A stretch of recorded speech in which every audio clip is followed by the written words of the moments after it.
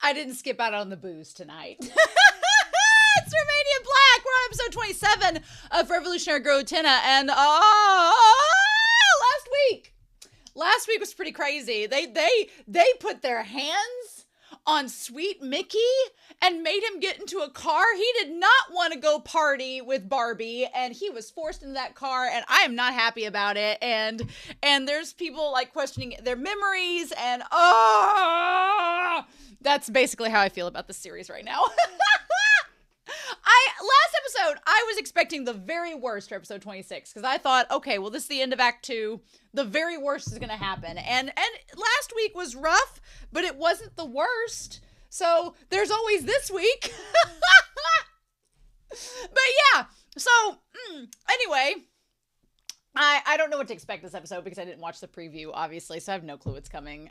Which is, at this point in the series, having no clue what's coming is terrifying. So there's that, but we have a lot of comments to get through, so I just need to dive in and explain because there's a lot to talk about. So going back through, I did have a couple of notes. The sunlit garden rearranged. When I went back through and I was editing, I was like, is it talking about how the garden is different now that we know about the time loop and all of that and the truth behind it? If it's rearranged in that sense, or is this Akio rearranging things? I don't know. I don't know. So that's a big question we need to ask as we go through this series. Now, in the Discord, Althussy had talked about how they said, I feel this isn't a spoiler since it's a translation thing in the original, that the original audience would be expected to know from the beginning. But I'll spoiler tag it just in case and leave it for the moderators to decide. And they said it was okay, so here we go. They said Revolutionary Girl Utena is a translation of the title from Japanese shoujo Kakume Utena. Kakume is translated as revolution, and it is an interesting case of adaptation and translation because in Japanese, it retains the double meaning it has in English and can be used to refer to both a revolution as a great change or a revolution as a circle or the completion of a cycle. I hesitate to bring this up because I very much don't want to confirm or deny any of your theories or interpretations, but I think it's useful information to know since, like I said, the original audience would have expected to know this from the beginning. So yeah, I mean, the idea of a revolution being like a whole turn, revolution number nine. So, I mean, it is the idea that a lot of our characters are just spinning in circles. They're just going in circles. Time is repeating itself over and over again, and nobody's aging and nobody's changing. So I'm like, for all we know, I'm like, is this a situation where like Mickey and all of them, are they just aging and Akio's living off their life force and they're all going to be ghosts by the time this is over? I don't know. That kind of brought up episode 24. Because episode 24, where Mitsuru was like looking at, I'm like, is he aging but not aging at the same time? Lots of things being called into question, right? So, I don't know. Anyway, Althussy also says, okay, I can just say that the idea of doing a recap from the perspective of characters who literally can't remember anything of the arc being recapped is kind of hilarious. And brilliant with Mikage. Because, yeah, essentially Mikage has been erased from their memories entirely, which terrifies me. The idea that Akio can make a ghost disappear and their entire significance and memory is just gone has huge implications. And I'm like, I don't want Utena to forget Anthy. I don't want that to happen. I'm invested in their relationship, damn it. Show, you wouldn't do that to me, would you? I don't know.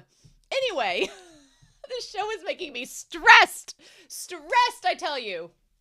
Savvy Brunos says, I couldn't wait for you to reach for this episode. It always leaves me gagged. And they're referring to episode 23.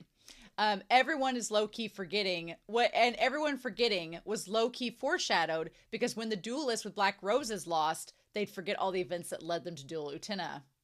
So, isn't it fitting to have the arc wrap up that way? An entire arc that basically doesn't exist. Yeah, none of them can remember the arc anymore.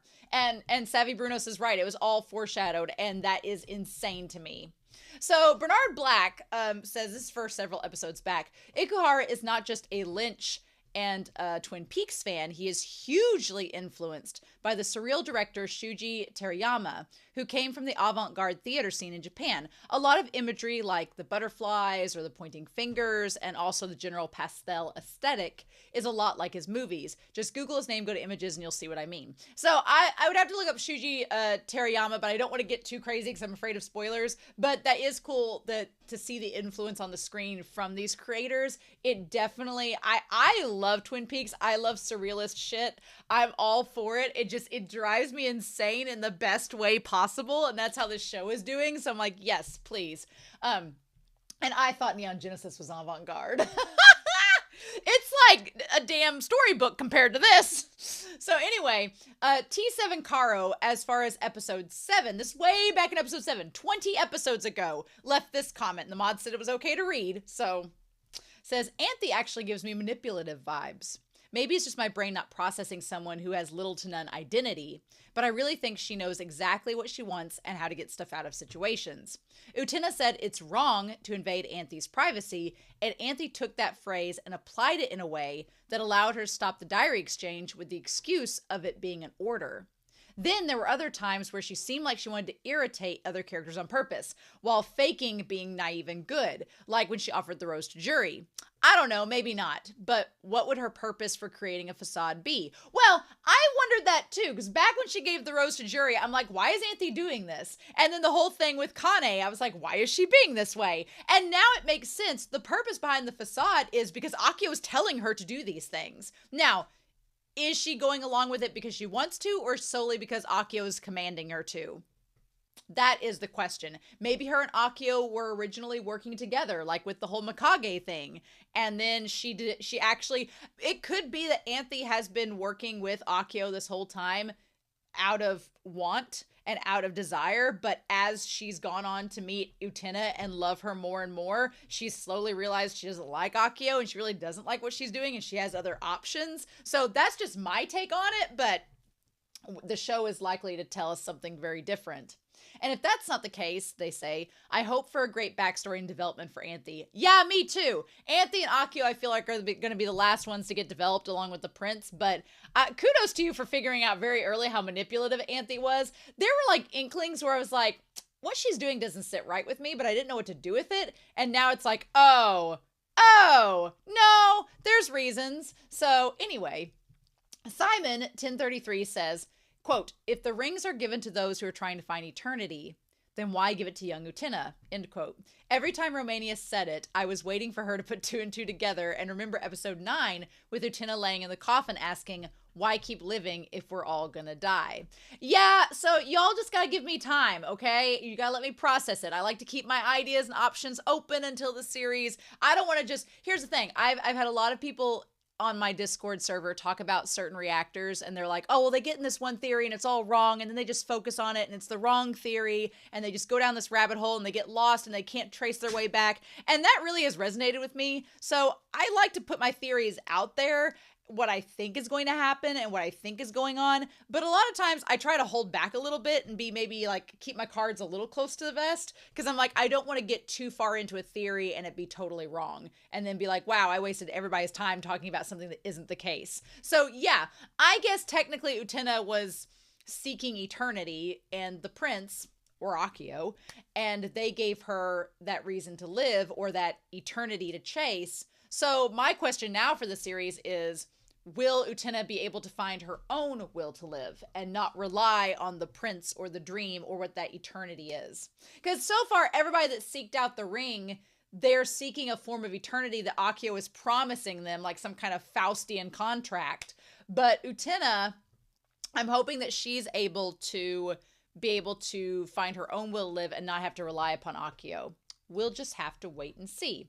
And then Oatmeal. So Oatmeal for episode 22 goes into great detail about this. And I'm going to this is a long comment. So here we go. Personally, I subscribe to the interpretation that Mikage is a reflection of Utena. I would agree with that. So Tokiko is his prince and Mamiya is his Anthe or Rose Bride, which would make sense. That would to a degree explain their relationship and the question of attraction. Tokiko is his idol, but Mamiya is his love or crush. I want to be like Tokiko and save Mamiya versus Utena's I want to be like the prince and protect girls and or Anthe. And maybe he kept Tokiko's teacup like Utena kept the prince's ring, or maybe Tokiko just came by. Who knows? I definitely like that, Oatmeal. I agree with that 100%. I like the idea that Utena once relied upon the prince for this vision of how she could gain strength. But now that she's with Anthe, Anthe is kind of what she's pursuing, not the prince or that former ideal. But Utena just has not been able to kind of reconcile or articulate that for us, what she's going to do with this information. And maybe she hasn't been able to process it herself. We still got several episodes in the series to go and a movie to see if that happens. There's also the interpretation that he felt physical attraction to Tokiko, indicated by the lipstick on the cup. But Mamiya was ultimately the one who inspired him, so maybe a more romantic or pure attraction.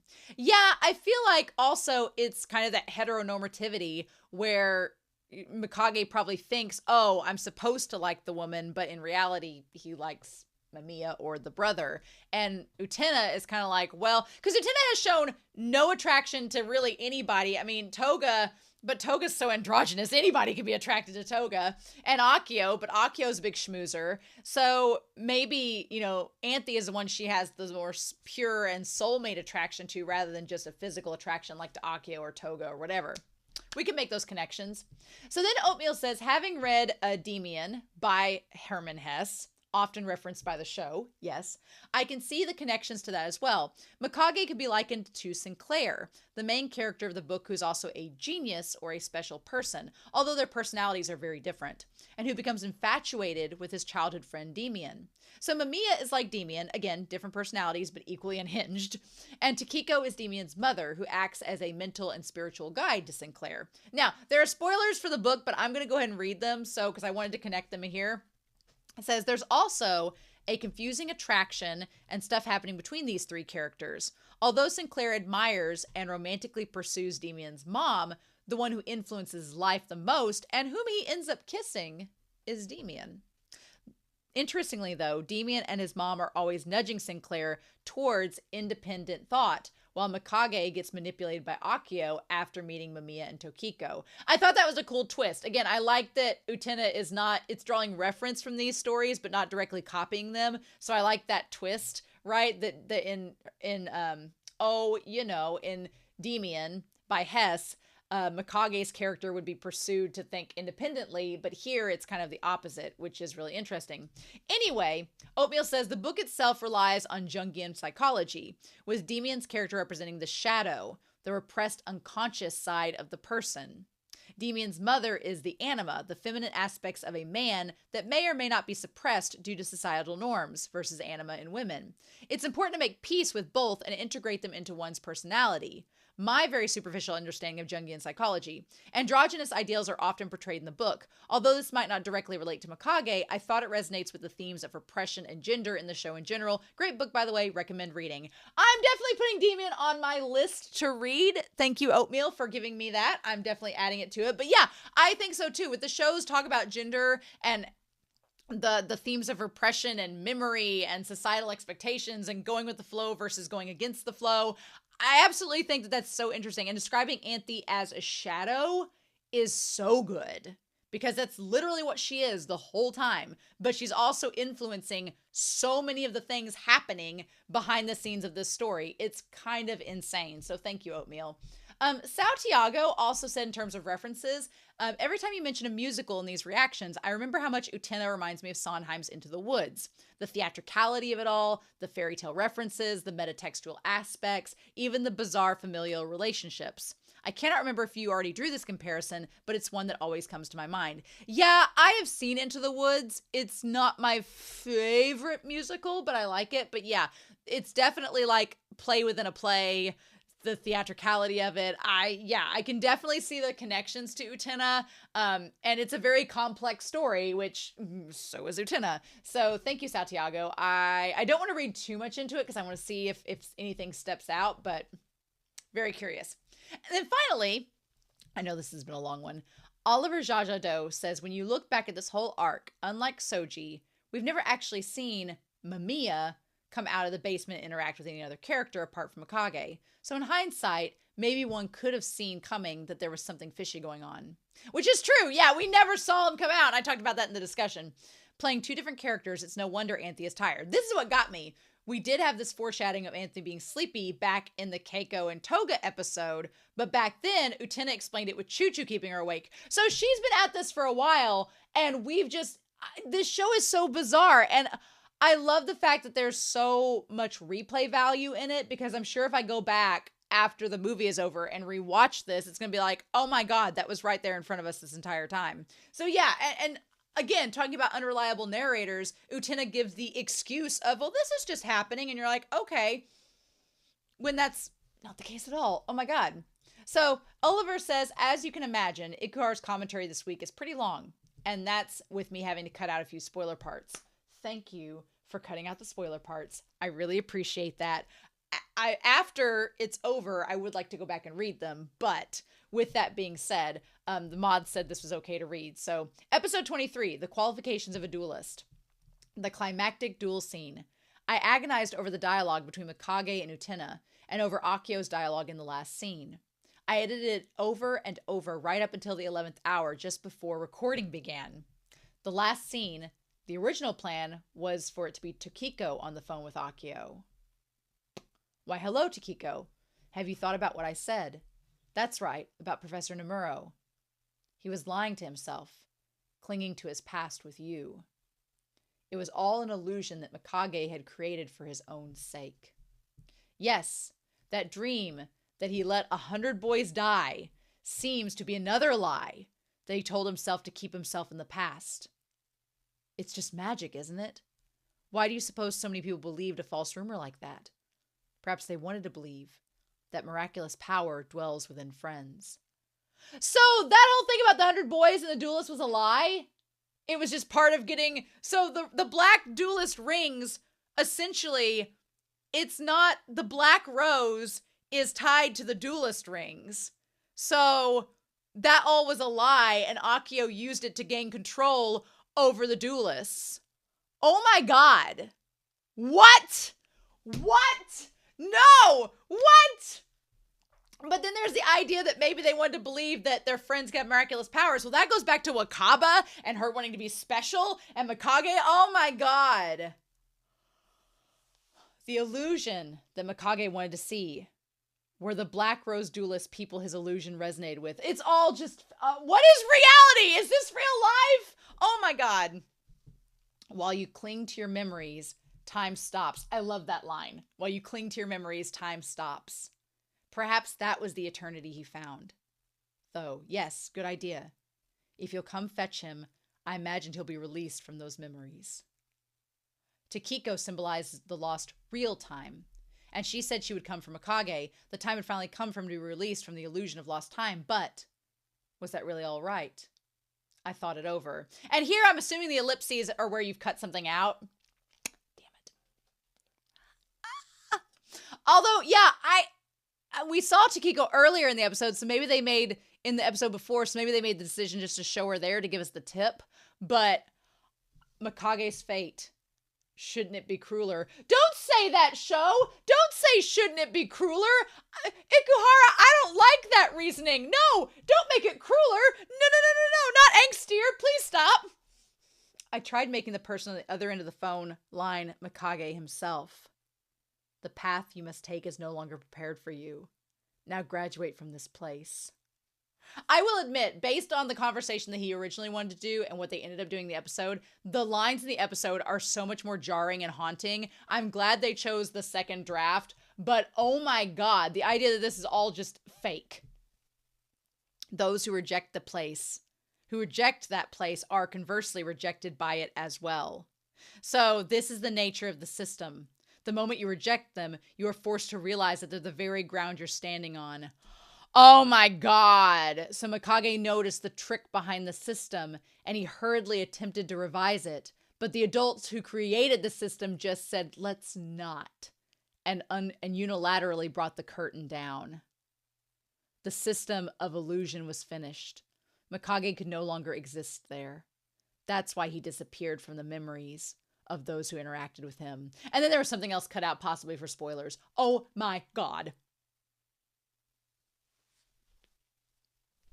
So yeah, one thing that stands out to me with that is Sionji technically left the school, but he wasn't, kicked out of the system and didn't age rapidly or whatever. But maybe, I don't know, but he ended up not leaving the school. He ended up going and staying with Wakaba instead. So he technically was still there in the sphere, I guess. So maybe that's why.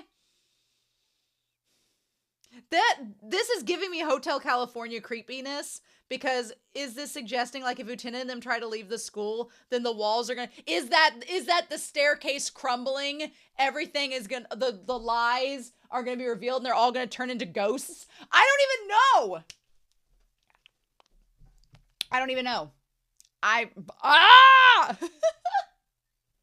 What I do know is that we've spent 20 minutes talking about these comments. Thank you very much for them. They have me riveted and terrified and all of that fun stuff. But we actually have an episode to watch, and I don't know what to expect from it. So anyway, thank you all for watching with me. I hope you all enjoy, but we're not going to waste any more time. We are going to start episode 27 of Revolutionary Girl Utena. And we're going to do that here in 3, 2, 1, and let's go.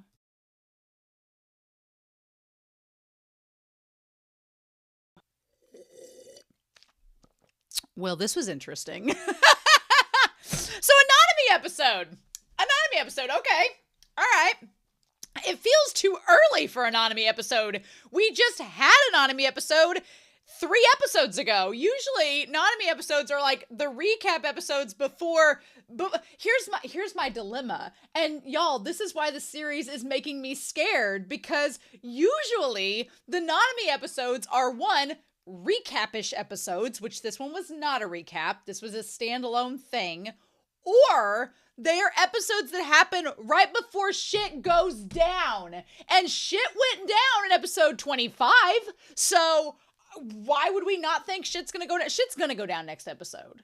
It's going to. Because Anthe had the look on her face at the end like, who knows what Akio's been doing? So I have questions. Also, Choo Choo's there. Is Choo Choo the prince? At this point, something's up with Choo Choo. Something's up with Choo Choo. And now, maybe nothing's up with Choo Choo. And the show's just making me think that it is. I don't know. So, the thing about Nanami episodes, they always involve animals because Nanami is paying for her sins. She drowned a pussy, and this is what happens. So, this is her punishment. But not only that, but usually the Nanami episodes are surprisingly straightforward. And this one is kind of straightforward in a weird way. You know what, show? Anytime you want to stop talking about women's reproductive tracts, you just go on right ahead. Because essentially, okay, so the episode starts out, we're going to break this down in case if you were curious. Nanami finds an egg. She finds an egg in the playground, right? Now, this has nothing to do with the meaning of the story, but I'm going to tell you right now, in grade school, I was quite innocent. I was a very innocent, naive soul. My parents never had the talk with me because they were like, we're not doing that. I was like, no. But by the time I was in junior high, I got it. I kind of got what was going on. And they didn't have to explain anything. And I think they figured out they didn't have to explain anything. They're like, are you good? And I'm like, I'm good. Okay, good. But I was very naive and did not realize in grade school that people were doing sexual acts, even as early as grade school, which you think, oh, that's gross. But my class was pretty naive and innocent. By the time my younger brother was in grade school, he said there was like a couple of 6th graders trying to have sex on their playground equipment. And I was like, what? We were not doing that. I can tell you that. We were quite innocent and naive. And he's like, yeah, I guess. And I was like, ah! So the whole thing of finding the egg in the sandbox, I instantly thought of that moment and was like, what is this going to be about? So we've also, a couple things. We've had veiled references to eggs this entire series, right? The whole idea of the world being an egg shell that is meant to crack is one thing that's been brought up. The idea that the prince is sitting on an egg, which does the prince's egg that he's sitting on look like the egg that she's holding? Are the patterns similar? I have to look at it. He was kind of sitting where we just kind of saw a little part of it, but maybe. And so we've had the prince sitting on the egg. We also have the idea that it's been brought up that Utena is only useful. She's only useful if she lays golden eggs.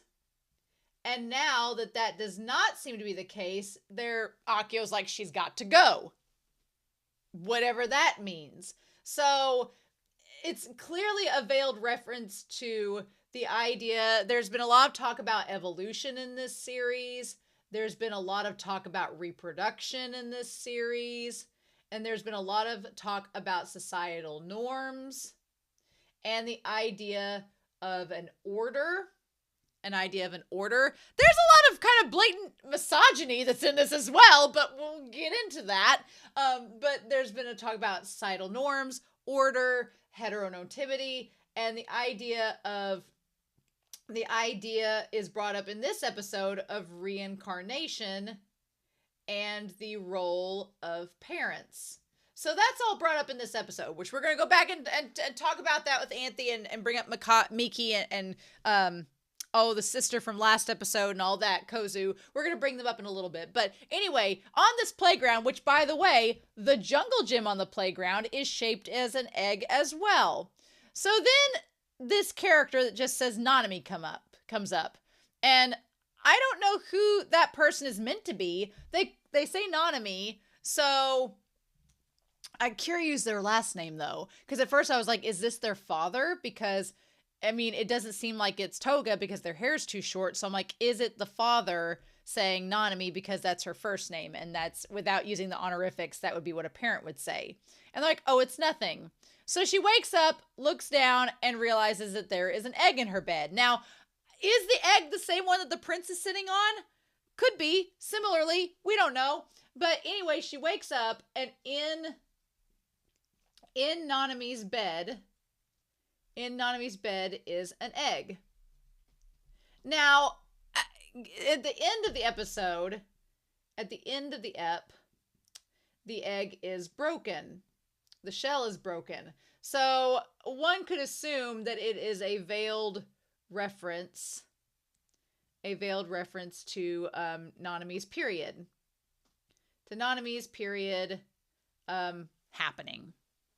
Now, I'm for all the men in the audience that don't want to be uncomfortable, I'm not going to go into graphic detail about what periods are and what they involve in the human body. Go look it up. It's a fun time. Being a lady is great. And so, but I will say that if you're questioning like, wow, Nanami is in middle school though. No, I was 11 when I first had my period. I was 11. My mother was 12 because I remember as a kid that I had friends in school asking, and we'll talk about this when we get more in detail with the girls at school, but I remember asking like, when did your period start, Mom? And she was, we'll talk about this scene when we get closer to the school scene, because otherwise I'm going to forget. I'm getting ahead of myself. But it could be a veiled reference to an egg, because usually, you know, even now as an adult, I have a tracker on my phone that can detect like when it's close to my period happening. But if I didn't know until I had such a set app, sometimes the thing was, if you watched Game of Thrones or seen it all portrayed in other period pieces, boom, chew, it's literally like you pull back the bed and there's blood, because you're shedding your uterine lining essentially in that moment. But also, you know, it's a veiled reference to the first time someone has sex, there's like a piece of skin there called your hymen that will usually break when you have sex, and it's like a layer of protection, and it breaks whenever it's penetrated, and usually that causes blood to occur in that moment. So anyway, we're going to talk all about this, because this episode is all about sex and genetics and everything. So did I expect for a hot second that Nanami was going to turn into a frog, a turtle, or a chicken? She's turned into a cow, so why not? But yeah, this weirdly sexual imagery of turtles laying eggs and the frogs laying eggs and chickens laying eggs. My question would normally be, why those three animals? Well, for one thing, chickens, the idea of chickens is pretty much the universal. When we think of eggs, we think of chickens, typically. So it's kind of like a universal standard. Could we be saying that the show is trying to liken misogynistic views of women as just being breeding machines could be tied to a chicken. Sure, you could do that. Also, people in like fetishy fanfics tie it to cows too. We've already done that. So why not? And then the idea of turtles. Well, why bring up turtles? Well, to kind of go, they also mentioned elephants, which if you've noticed, elephants have been a lot in this story. Not only because of the fact that they leave their young to go and die in solitude, which we'll talk about later, but also elephants are tied to the concept of memory.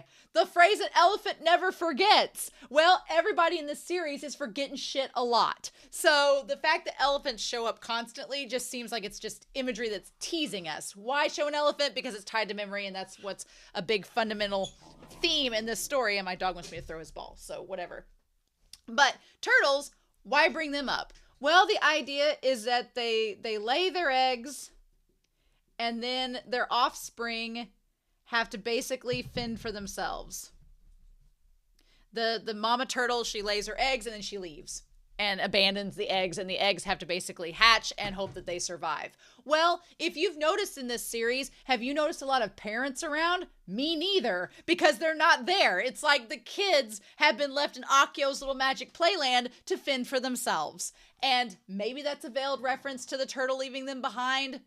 Also, if you know of Discworld, which is a series by the friend of Neil Gaiman, the idea that it connects to the idea of like the universe on the back of a turtle. Turtles symbolically have a lot of symbolism and spirituality associated with them, so we could bring them up as well. But, God. Also is brought up a frog, which you have the idea of frogs as amphibians. There is an element of metamorphosis with their young, because they start out as eggs, then they become tadpoles, and then they become adults. So could we be using frogs as a metaphor of them being trapped in the time loop and they're stuck in the tadpole stage and they're never allowed to get out of it? Because if you notice in the image of the frog having eggs, there's like the tube of the frog coming out and the eggs just going through very mechanically and clinically like a science lab. Are these people being cloned? Who knows? Will we find out? Maybe. But yeah, but the idea of seeing those eggs, and then NANAMI questions, did I lay an egg?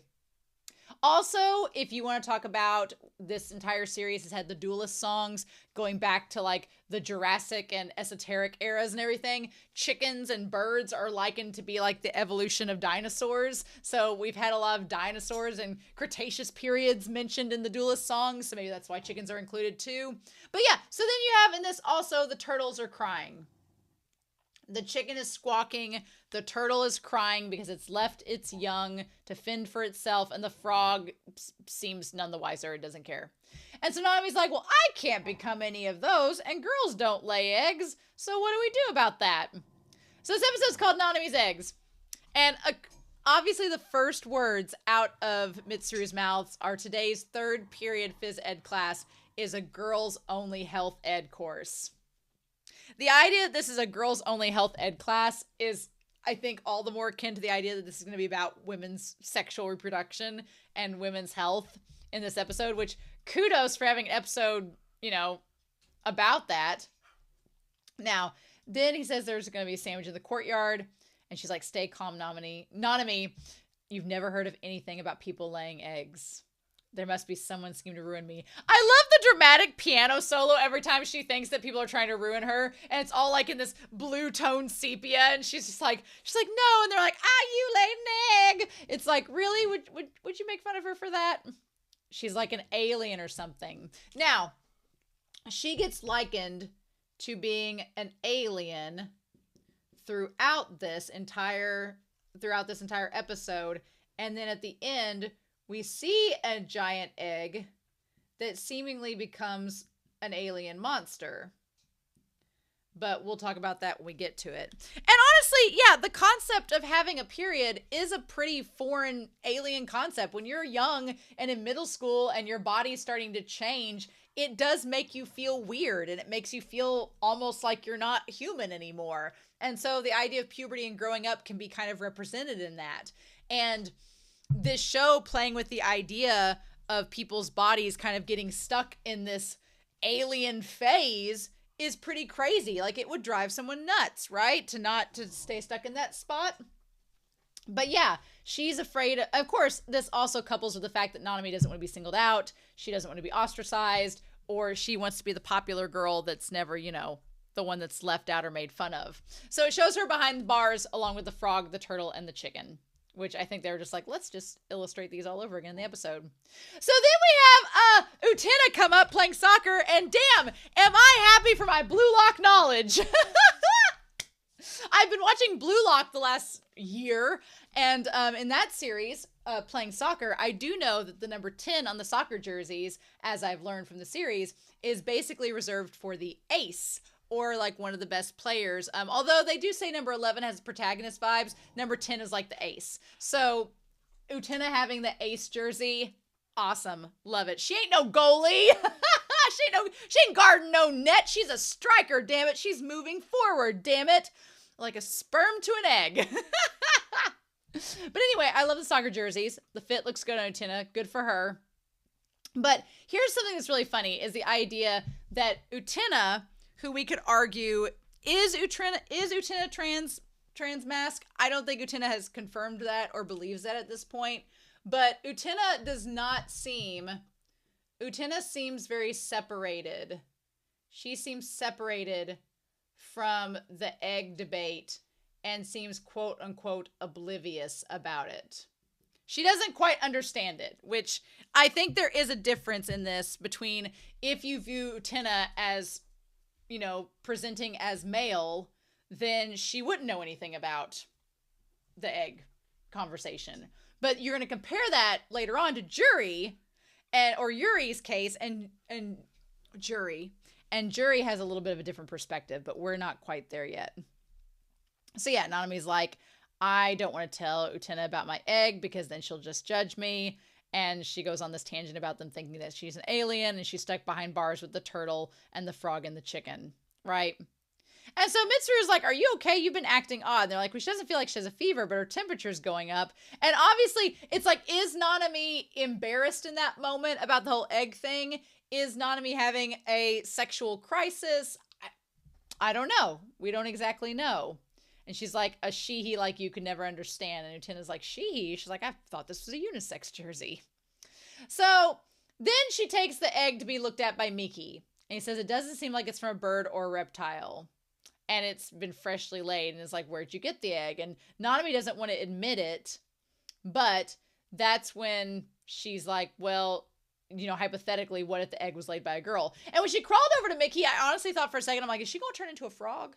At this point, anything's on the table. But he says, it's an interesting thing to suggest, but it would kind of be, I don't know many human girls that have laid eggs. So then I will say this, that suit looks skin tight on Nanami, but she's got some pretty ample pockets to fit that egg in there. Am I right? So then she runs into Juri, and Juri has the bag. Well, first she comes into the girls. She runs into the girls first, like her posse. And then she's like, wait, am I the only one who didn't know about this until now? And she's like, I laid an egg. Oh, and they're like, oh, it's your first egg. It took you this long. What are you, a late bloomer? So at that moment, I was like, okay, well, this is about periods. Because I remember being in grade school, and I was in 5th grade when I started my period. So just like on the cusp of elementary school going into middle school. And I remember that there were girls talking about it. And I remember asking my mother, being like, well, what happens? And she's like, well, when you reach a certain age, her explanation was when you reach a certain age, women start to bleed once a month. And it's normal. It's nothing to freak out about. It's normal. And sometimes it hurts. And it's just part of being a woman. And I was like, okay. And so I asked her, like, well, when did that start? And she's like, oh, well, when I was 12. And so then I was 11 when my period started. And I remember us going to the doctor, and I was like, but it started when I was 11. And my mom was like, no, that's normal. So she's like, you just started a year before me. And I was like, what? So yeah, but around that age, late elementary school into middle school, a lot of girls are kind of like, is this happening to you? What is this? But one of my friends, her mom didn't have her period till she was like 17 or 18. So it varies per woman, and it's all different. But I felt like at this point when they were having the conversation with Nanami, she's like, oh, well, maybe it's totally normal. And I've just been looking at this the wrong way. I'm not an alien. I'm just like all the other girls. So it's fine. Everything's hunky dory. So then they just have a little dance about her being a late bloomer, which the dance was actually cute, right? But she's like, wait. She's like, oh, Nanami-sama, the sunshine doll, the alien. And then at certain times, it shows her with the duelist ring on, which is interesting to me. Like at certain points, the duelist ring just pops up in the screen and in the forefront of the frame. And it makes me wonder, like, is all of this being influenced by Akio and we don't even know it? At this point, what can we do? But when we turn back this time, Nanami is either inside or outside the jail cell. And one turtle is hanging up on the wall like they've been taxidermied. One chicken has been completely stripped. And then one frog is in like this formaldehyde jar being preserved. So it feels like once she comes to the idea that she is no longer alien, but like everyone else, it's this idea of being on display. And I do feel like there is a part of women's puberty that's put on display a lot more, maybe more so than men. I don't know. But that's just how I felt growing up. I felt like there was a lot more fascination and curiosity about women's reproductive systems because, you know, we're creating all life on this planet. And so there was a lot more like curiosity about it when I was a kid than guys. It's like, oh, you're just a guy. You've always had that. So, okay. But anyway, she's like, even if they come from there, I won't let them take me. And she's like, everything's fine. So then she was running through the hallway, and that's when she runs into Juri. Now, when I saw that bag fall down, I wondered if it was one of two things. I wondered if it was either ice skates or a bowling ball, because my mother had an ice skating bag that looks very similar to that. So she's like, you could have broken my egg. And that's when Juri is like, oh. And she's just, you know, taking utmost care of her ball bag. And she's like, I had to bump into Juri of all people. And then she's like, oh, she's going to belittle me. But Juri doesn't. She's like, just because I haven't laid any eggs until now. And that's when she says, you almost scratched my ball. Now, much like Utena was oblivious to the egg conversation, we have the idea of Juri with the balls. Multiple balls, in fact. Heavy, large balls that have gotten larger as she's gotten older. Okay? And I was like, I didn't know how to read that. As if, I'm like, is she talking about the male sex organ? Is she talking about testicles? Is it a veiled reference? Is it talking about Juri? I mean, I don't think that Juri is, you know, presenting as male, but Juri is very clearly a lesbian. So I'm like, I don't know if it's Juri just showing how in her sense, she's kind of accepted that she's different and has kind of honed her sexuality and knows who she is and is kind of proud of it and puts it on display, kind of like the bowling ball. Is that kind of the situation, that she is totally comfortable with her sexuality and who she is, whereas Nanami is trying to hide it? Could be. Or is it just to make fun of balls and say it because haha balls? And she's like, oh, well, I was 7 years old. And she's like, wow, that long ago. That's pretty young. And she's like, you should try it sometime. And then she's like, Juri's so mature. And then we see Juri playing bowling and getting the strike.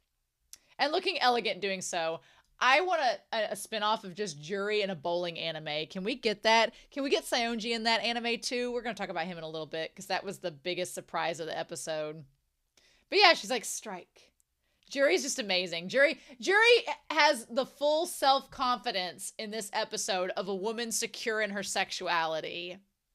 And she is going to strike that ball. There are no gutter balls with Juri. I think it's amusing that we transition from Juri being so confident in her sexuality and so sure of herself to the household where then we have Nanami trying to take care of her egg. And she's like, everyone's laying eggs these days. There's nothing to worry about. And so she's like, grow up for me, for your mom.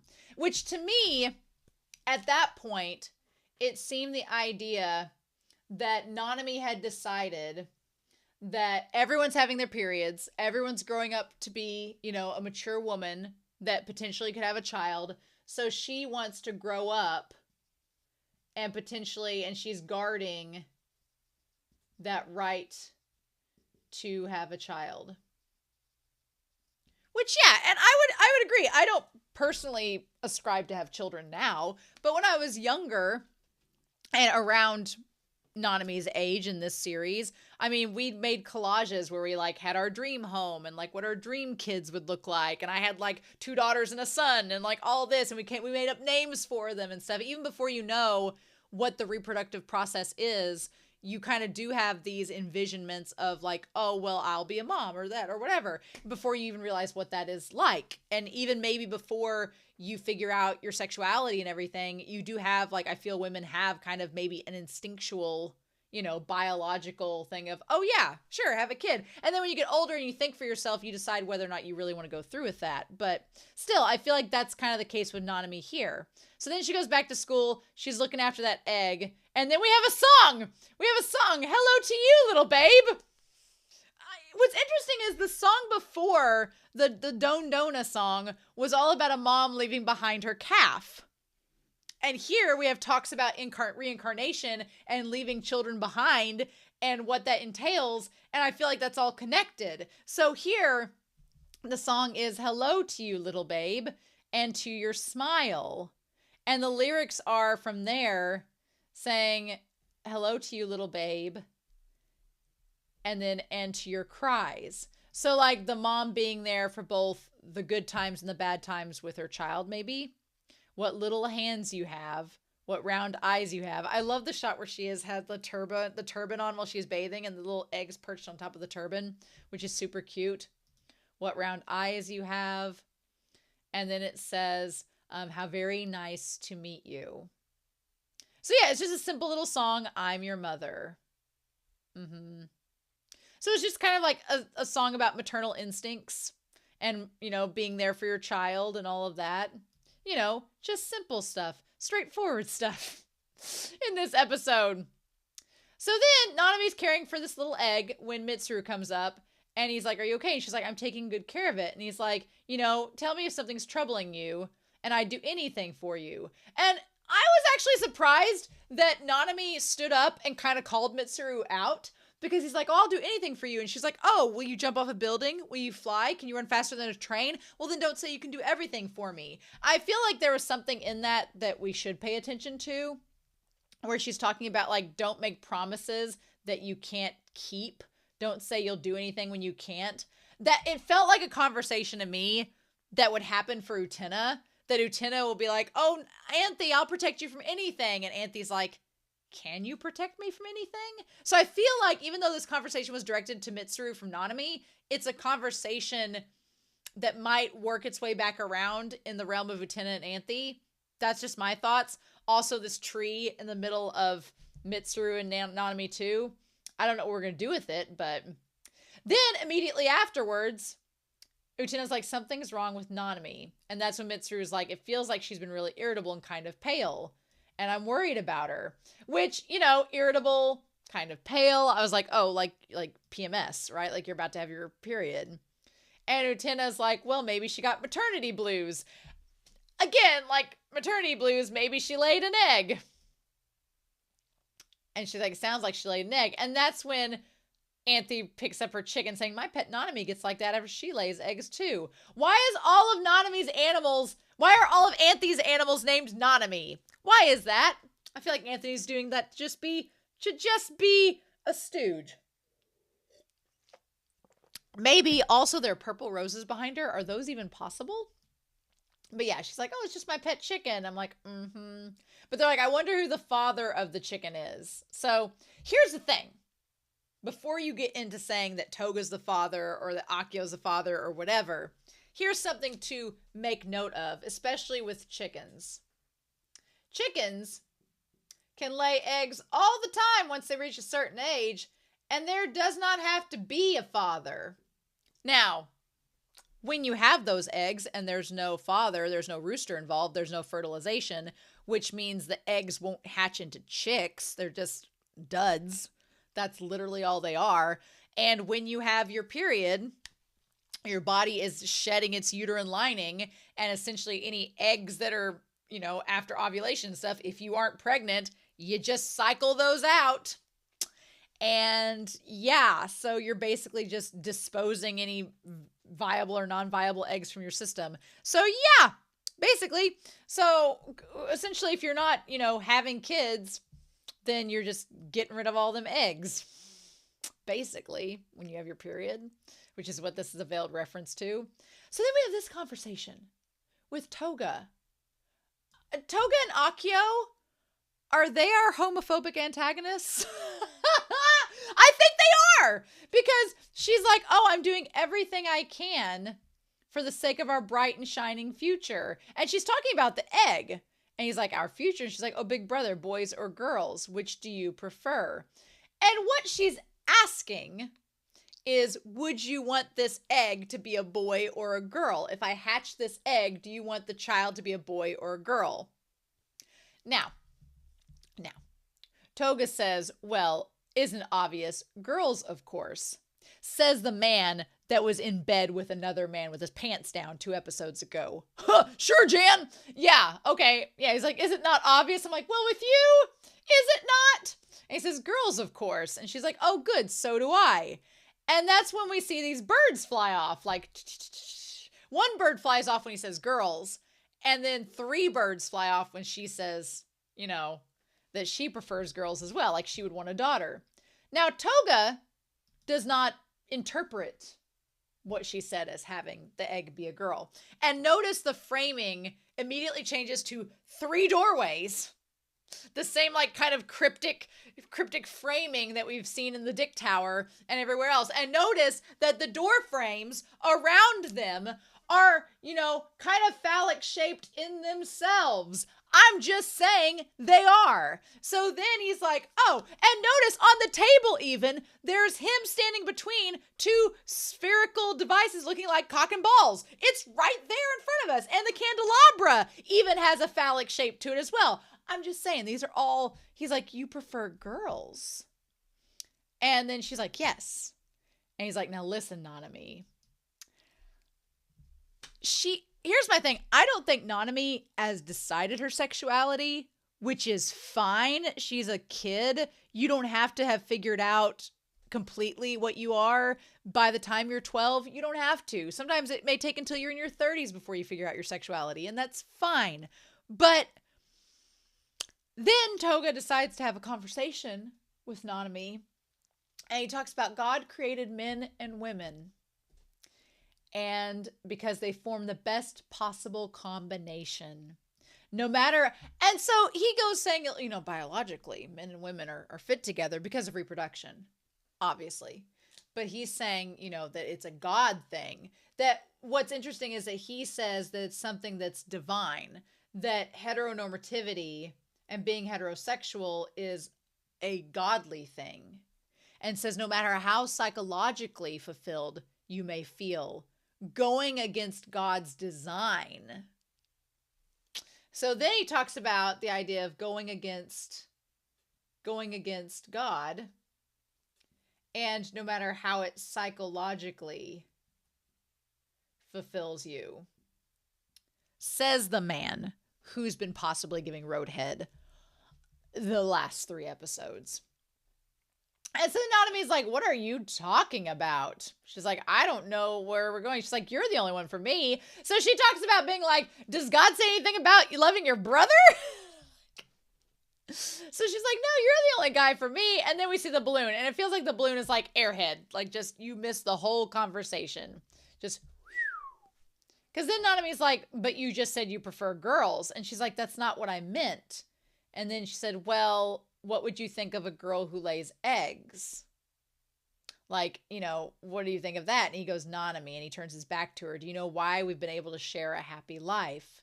And she's like, He says, because you're not the type of girl who lays eggs.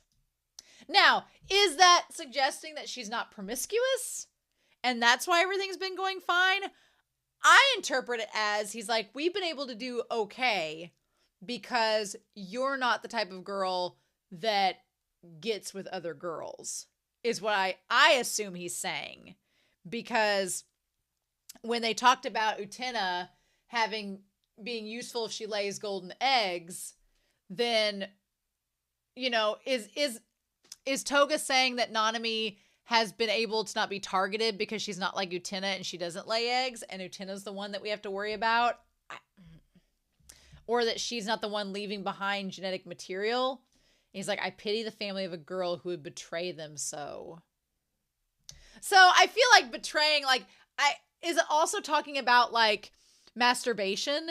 Because I know in some religions it's considered a sin to masturbate. Like, I know in some religions, some sects of Christianity, like, men aren't supposed to masturbate because you're spilling seed that could be potentially used to fertilize eggs. Why would you be wasting it? Is that what he's talking about? And saying that, like, women who fool around and mess with other women are not fulfilling their role as a parent? That could tie back to Mikage not fulfilling his role by going after Mamiya. That could tie into two. But basically he says that, that girls... Basically, he's being homophobic. He's saying that girls should only be a parent. Don't be messing around with other women, is basically what Toga is saying. Again, this is the man that was shirtless riding with another shirtless man in a car anyway. And Nanami's kind of just distraught about that, because then, God, the three guys that come in doing the stir, stir, stir, stir, stir, that part was amazing. That part was hilarious. And she's like, well, you didn't have to say it like that, big brother. And then she's like, well, Juri and Kiko and others lay eggs. I like that she said Juri and Kiko, the two women who are clearly, like, into other women. She's like, well, they lay eggs. Like, what's the big deal? She's like, why shouldn't I? And then she's like, wait a minute. What are Kiko and the others doing with the eggs that they lay? And it's like they're basically busting them up and stirring them and slurping them up. I mean, is there some sexual act you can talk about that with eating out them eggs? You tell me. I am not a lesbian, so I would not know. I would not know such things. But, and then they just burp and she's like, oh my God, this is crazy. So then the Shadow Girls show up. I've been waiting for the Shadow Girls to show up. And are the Shadow Girls our feminist icons? Are they showing up crashing into Dick Tower to wreck shit? I feel like they are. So they crash into the tower and talk about how they say things are only impossible if you think they are impossible. If you think that it's impossible for a woman to have sex with another woman, well, then of course it will be. But that's not the way things really are. Because they say if you think it is impossible, then it will be. Take this egg, for instance. It couldn't stand upright, right? They're like, but if we prop it up with these chopsticks, and if we just stick it full of a bunch of disposable chopsticks, then it'll stick up. And then we find out that the egg wasn't actually an egg to begin with. What they thought they were trying to prop up was not something they could prop up from the start. So that kind of ties to the fact that the egg at the end ends up being this giant monster. So it's not what we think it is. The last several episodes have focused on things being not what they seem. So I'm not surprised that the Shadow Girls message is kind of like that too. So then we have Nanami leaving the egg under the tree. I'm like, girl, you couldn't have put it in a nest. You couldn't have put it in a nest? Okay. But she just leaves it on the ground, granted in a very beautiful handkerchief, and then runs off. Like, it's gorgeous with little maple leaves and it's purple. There's a lot of purple tones this episode, which is interesting. But yeah, so if you'll notice, the candelabra now is missing its center candle. It is no longer looking like a phallic symbol. Instead, if you want to make the comparison, now it's looking like basically a uterus, because you have two ovaries and the candelabra is literally looking like a uterus is what it's looking like. And in between the uterus is Nanami. Subtle? No. But also, I hate that they're at this table and that they're by themselves. The parents are nowhere to be seen, as one would expect.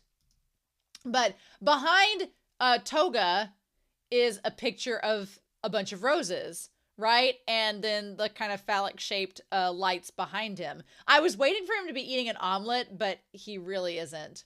She's like, I'm glad we're eating all together. And he says, Nanami, do you know why we're able to share enjoyable moments? And she's like, what? And he's like, because you're not the type of girl who lays eggs.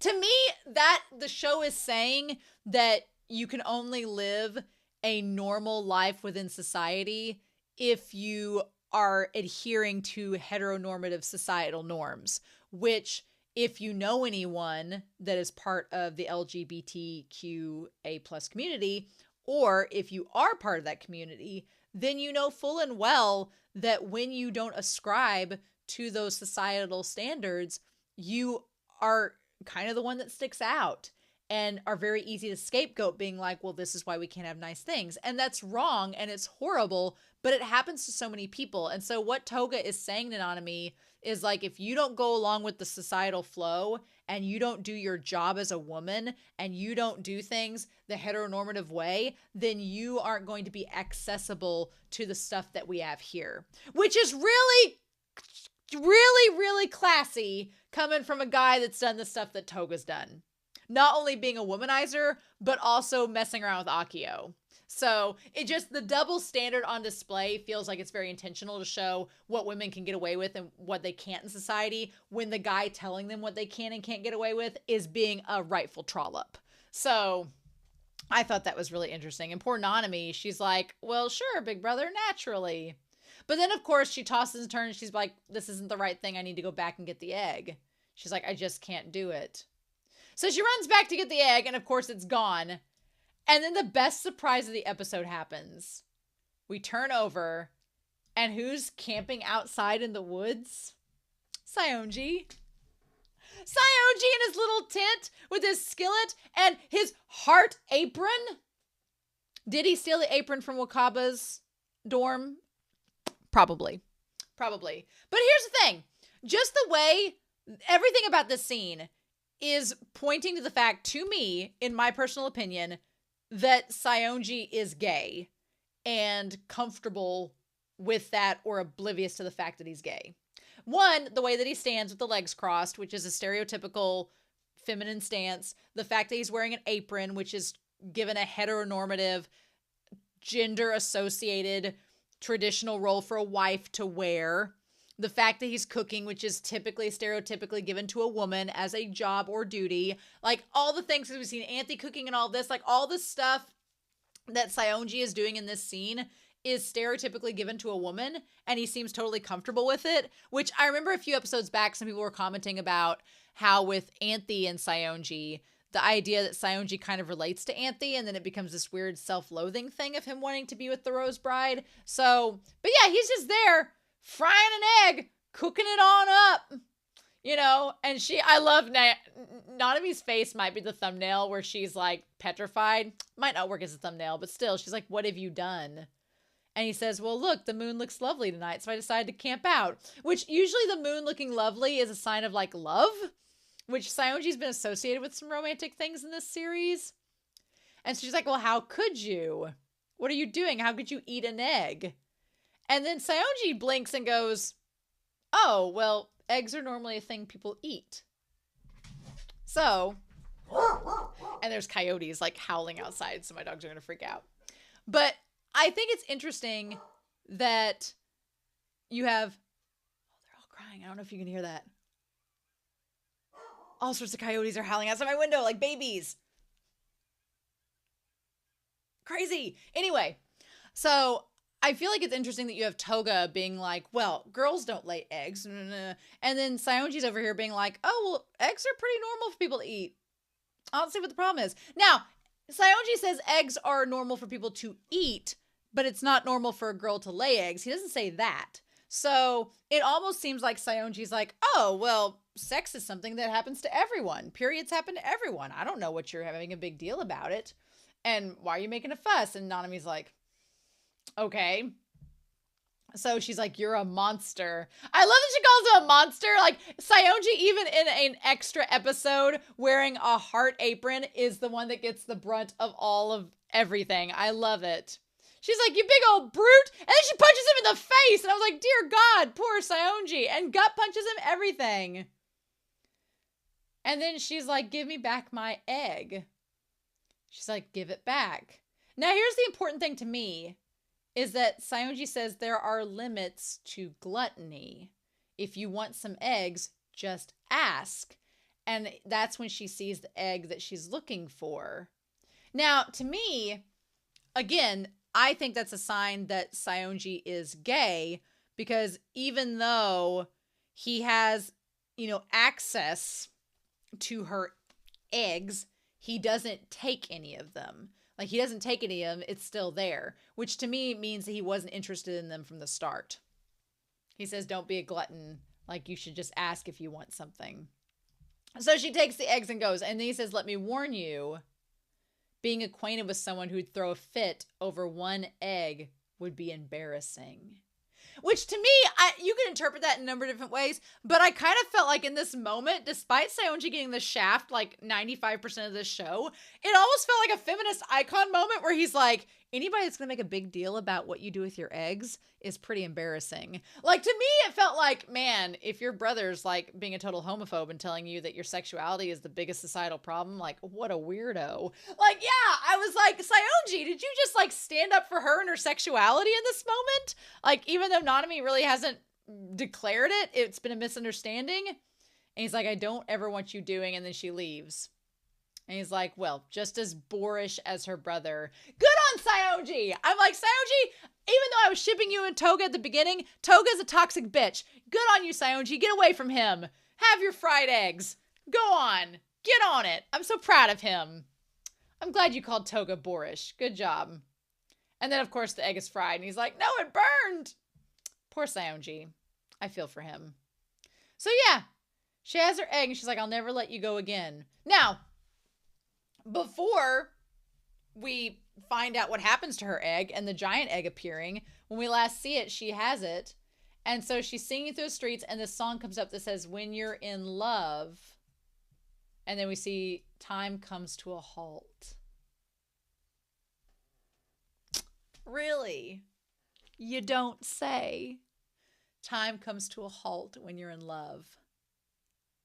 I mean, that's been the thing. Like, love has been a source of a lot of dilemmas in this series. And Mikage, his love kept time halted. Who's to say that time isn't being halted by Anthy and Utena's relationship? So then Anthy brings up the concept of reincarnation, right? Which is wild. Because I'm like, of course, I'm not surprised we're bringing up reincarnation, because I'm not surprised we're bringing it up, but here we are. And she says, I don't know. Near the end of their lifespans, elephants part from the herd to die in solitude, or so they say.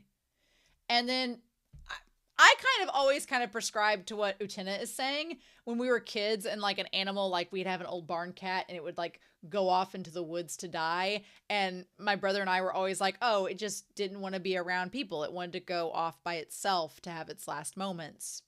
And that was just like an instinctual thing. So Utena says it doesn't want to make their children sad by going off to die. So they face death alone without telling anyone. And so then, and then the lyrics say, the two of us shall go. And I'm like, okay. So then Anthy says, from parent to child, souls are being passed on eternally. And she's like, oh, I see. Passing your soul down to your offspring could be considered a reincarnation of sorts. Now, I think that's interesting, because normally when you think of reincarnation, you think of the idea of, like, reincarnation talks about like the soul transmigrating, right? But usually when I think of reincarnation, I don't think of parents and children. I think of like you have a past life and then you're born like in an opposite life that is completely separate from family and friends and everything. It's like if you die, you're reincarnated to a random person across the world with no relation to anyone you know, right? But that doesn't seem to be the concept that Anthy is talking about. She's describing the soul transmigrating into a child. And that's a way that the parent passes on to their kid. So you have evolution, which literally talks about genetic material, passing on to your offspring. Like, that's what we see physically. But Anthy is suggesting that spiritually, you're passed down to your children. So then, again, we've seen virtually no parents in this series except the random back of Mickey's dad's head last episode. So, you know, are Anthy and Akio, are they the children of the prince? Are they related to the prince in that way? Is Utena You know, is she a reincarnation of the soul of her parents? Like, what is that? And is the reincarnation and the idea of it also the concept of what your parents teach you, of what your parents leave you, and what you inherit? Which could be good, like you inherit the oral traditions of your family, you inherit your culture, you inherit like the stories of your family and your genealogy, but it could also be, do you inherit their trauma? Generational trauma? Do you inherit their pain? You know, do you inherit toxic traits? Is Anthe worried about toxic traits she can inherit? Is Akio, she described Akio last episode more as a father than a brother. So is she his daughter? We don't know. But I feel like there's a connection there. It says the night does not pass, nor do the stars fade. Interesting. And so then Utena's like, well, why'd you bring this up? And Anthe, of course, I was waiting for Anthe to be like, oh, nothing. But anyway, so then the lyrics are, only our love song shall resound. And then we see Nanami looking for the egg, and that's when she finds like a giant version of it. The two of us love each other. Okay. And so our clocks come to a halt. So as long as Anthe and Utena love each other, the time loop stops, or time keeps looping, or what happens when they're separated? Is time going to catch back up? This song lyric sounds so romantic, but I'm filled with this unedgeable sense of dread in my system now. But why? Anyway, she's like, is this my egg? But it looks like, I thought it was a spaceship. I thought it was a spaceship at first, and it was going to be like, nope, you were an alien all along. But then it's this giant egg with 3 lights on it. Of course there's 3 lights on it because the rule of 3. And she's like, I'm sorry, I'll never abandon you again. And then the egg bursts open like a Pokemon, and it becomes this being that shoots a laser beam. And she seems just completely floored by it. And then the egg is gone, and it's cracked, and there's nothing there. So now the question, of course, is, what does it represent? So the egg being an alien, and of course, you're looking at, in order to revolutionize the world, we have to crack the world's shell. The chick can't be born unless we crack the world's shell. So again, that biologically, children can't be born unless a woman has her period, because that starts the whole reproductive process being available. And so is it a representation of that a woman gains this power by being able to crack the eggshell? Is that like a woman's body is essentially doing that? Is it making that commentary? Is it talking about once you realize the power you have as a woman, you will be able to be as powerful as that monster once you've recognized that? Possibly. There's a lot of ways you can interpret that scene, but anyway, she wakes up and it was a dream and the egg is cracked, which you could assume might be her having her period. So then the sad and scary part of the episode happens, where Akio's been missing. I don't like the fact that Akio has been missing. As much as I don't want to see him there, him being missing seems more ominous. And so Anthe says, well, he should be back soon. And Utena's like, oh, well, if you say so. And so then somebody's at the door. And Utena opens up, looks down, and there's Choo Choo, who looks kind of flustered. Choo Choo has the ring in his ear. You notice that? Choo Choo has the ring in his ear and the little tie. And Choo Choo's purple.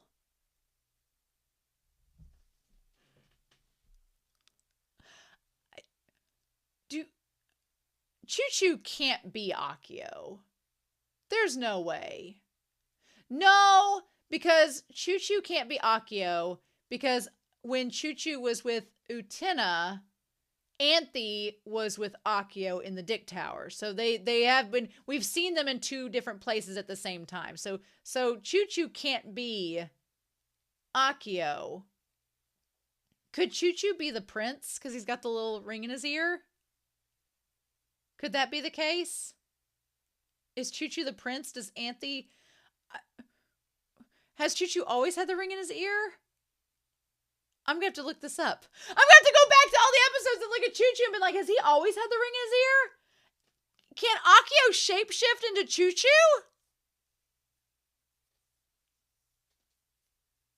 What?